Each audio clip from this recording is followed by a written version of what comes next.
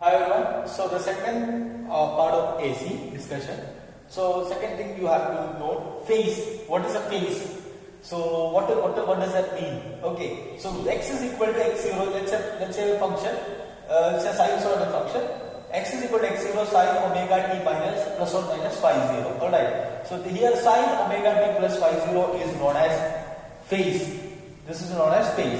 Okay. So, like the idea of phase, you all know that is like how much is the angle it has covered, or when we compare to other one.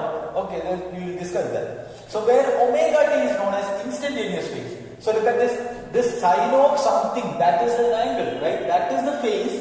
But here omega t omega t alone is known as instantaneous phase, and phi 0 is known as initial phase. Okay, or it is also known as epoch. Okay, we have learned in waves, right? Okay, so phi 0 and phase difference. How much is the phase difference? Suppose there are two AC signals, so we want to connect with them, or we want to analyze their phase difference.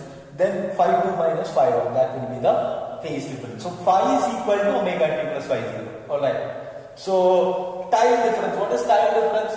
Like if there is a phase difference, then how much is the time difference corresponds to that? That is what is time difference, which is equal to t by 2 pi into phi. T by 2 pi into phi. Okay. Next is phasor diagram. What is a phasor diagram? Phasor diagram in series circuit. Listen, in series circuit, like in the last EMI topic. In the shortcuts video, I have told you phasor.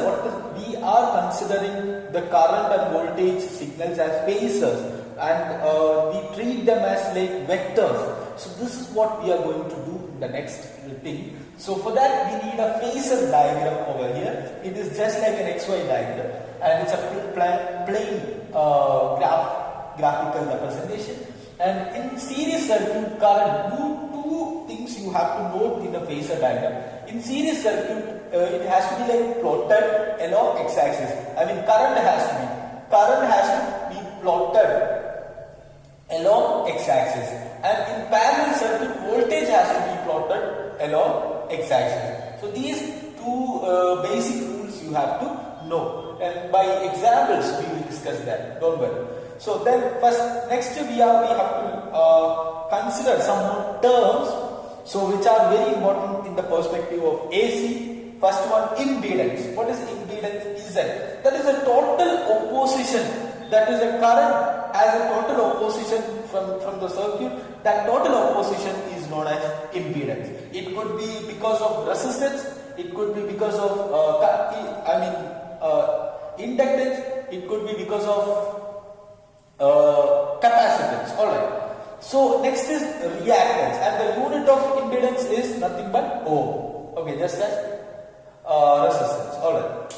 The reactance. What is reactance? So if the opposition is due to the inductance or capacitance, then we call it as reactance. Okay. So resistance. If you include resistance also, then we call it as impedance.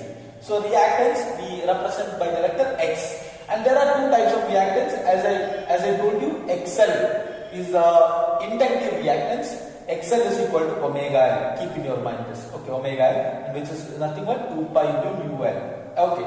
In a DC circuit, we know that mu is equal to 0 in DC circuit. So how much will be nu DC 0? So XL will be equal to 0.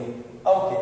And next is capacitive reactance. In a capacitive reactance, XC is equal to 1 by omega C, which is equal to 1 by 2 pi nu C. So from DC, XC is equal to infinity for DC, because nu DC is equal to 0. So XC will be equal to infinity, which means there is infinite reactance or infinite impedance is there, which means the opposition is infinity, that DC cannot, DC current will not pass or cannot pass through capacitance. Alright.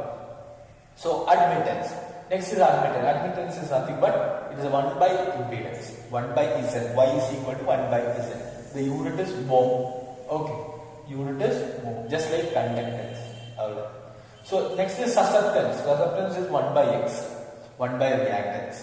So 1 by xl will be SL, 1 by xc will be SC. Alright. So these are the basic terms. Please keep in your mind and we will discuss more about the circuits.